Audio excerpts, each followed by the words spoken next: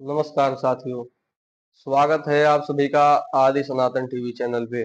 मैं पंडित नितेश शास्त्री काशी से। प्रिय दर्शकों, आज का विषय होने वाला है वास्तु शास्त्र के अनुसार घर कैसे बनवाएं। वास्तु के अनुसार घर बनवाने से क्या फायदा होता है और वास्तु के अनुसार नहीं बनवाने से क्या नुकसान होता है, इस पे भी चर्चा करेंगे।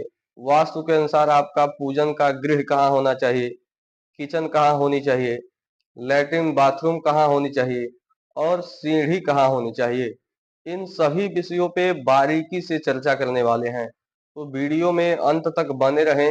अगर इस चैनल पर नए आए हैं तो चैनल को सब्सक्राइब जरूर करें और वीडियो को लाइक अवश्य करें। प्रिय दर्शकों, चलिए इस कार्यक्रम को प्रारंभ करते हैं। वास्तु का अर्थ होता है वसना या निवास करना। जहां आप निवास करते हैं, वास करते हैं, उसी को वास्तु कहा जाता है। आपकी वास्तु कैसी होनी चाहिए? अगर इसका प्राकृतिक वैज्ञानिक पक्ष देखा जाए तो ऐसा कहा गया है कि अगर आप वास्तु के अनुसार गृह निर्माण कराते हैं तो वहां पंच तत्वों का समावेश होता है। जिस प्रकार से हमारा पंच तत्वों से शरीर बना है, क्षितिज जल पावक गगन समीर से, तो उसी प्रकार अगर आप वास्तु के अनुसार गृह बनवाते हैं तो उस गृह में ऊर्जा बनी रहती है और सकारात्मक माहौल बना रहता है। तो इसलिए वास्तु के अनुसार ही घर बनवाना चाहिए। बात किया जाए अगर पूजन गृह कहाँ होनी चाहिए, तो जब कभी भी आप मकान बनवाएं तो ईशान कोण में, यानी उत्तर और पूर्व के कोण में आपकी पूजन गृह होनी चाहिए। वहीं पे देवताओं का वास दिया गया है वास्तु के अनुसार और वहीं उनका वास माना गया है। वहां पूजन करने से सर्वोत्तम लाभ होता है और वहां का माहौल जो होता है वह सकारात्मकता से बनी रहती है। अगर बात किया जाए किचन कहाँ होनी चाहिए, तो शास्त्रों के अनुसार किचन आग्नेय कोण में होता है। आग्नेय कोण अर्थात पूर्व और दक्षिण का कोना।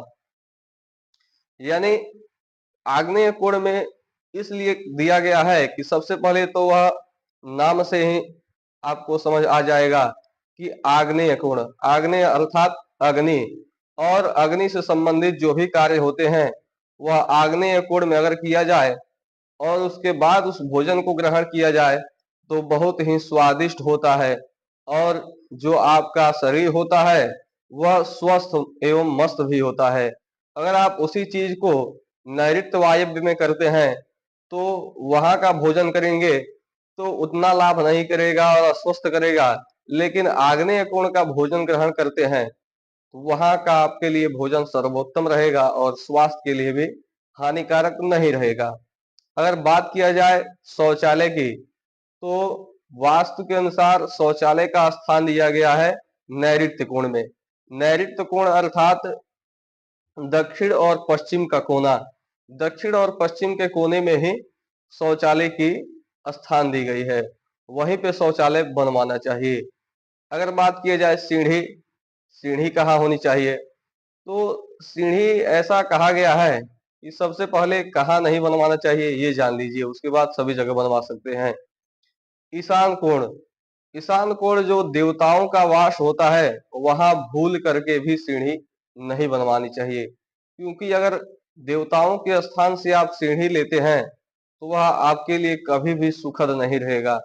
अगर आप किसी के घर में, मान लीजिए वह देवताओं का घर तो है ही, अगर आप उनके घर में सीढ़ी बनवा देते हैं तो फिर वह रुष्ट हो जाएंगे, तुष्ट हो जाएंगे, उसके बाद से आपका काम बिगड़ने लगेगा। तो इसलिए वहां, और ब्रह्म स्थान में, ब्रह्म स्थान अर्थात जो भवन का मध्य भाग होता है बीच में, इन दोनों जगह सीढ़ी नहीं बनवानी चाहिए। उसके बाद आप उत्तर में सीढ़ी बनवा सकते हैं, पश्चिम में बनवा सकते हैं, दक्षिण में बनवा सकते हैं। इन जगहों पे आप सीढ़ी बनवा सकते हैं। और सीढ़ी कैसी होनी चाहिए, सीढ़ी की संख्या कितनी होनी चाहिए, तो शास्त्रगत माने तो सीढ़ी की जो संख्या होती है वह सम कभी भी नहीं होनी चाहिए, विषम संख्या में सीढ़ी होनी चाहिए। यानी 1 3 5 7 9 11 ऐसे करके विषम संख्या में सीढ़ी होनी चाहिए। और सम संख्या में सीढ़ी शुभ अशुभ मानी गई है। और ध्यान देने वाली बात यह है कि जब कभी भी आप सीढ़ी चढ़ते हैं तो आपका मुख अगर पश्चिम की तरफ रहता है तो वो बहुत ही शुभ मानी गई है। और सीढ़ी का जो डायरेक्शन होता है वह दाहिने तरफ ही होना चाहिए। अगर आप चढ़ते हैं सीढ़ी पे तो दाहिने साइड से चढ़ना चाहिए। अगर आपका सीढ़ी का डायरेक्शन वैसा बना हुआ है तो बहुत ही शुभ है। अगर मान लीजिए किसी का सीढ़ी गलत बन चुका है, ईशान कोण में ही बन चुका है, ब्रह्म स्थान में ही बन चुका है, तो उसके लिए भी एक बहुत ही महत्वपूर्ण उपाय है।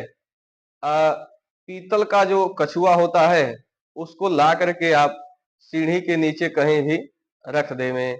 ध्यान रहे सीढ़ी के नीचे कभी भी शौचालय या किचन नहीं बनवाना चाहिए। इस प्रकार से वास्तु का निर्माण होता है और वास्तु के अनुसार घर बनता है।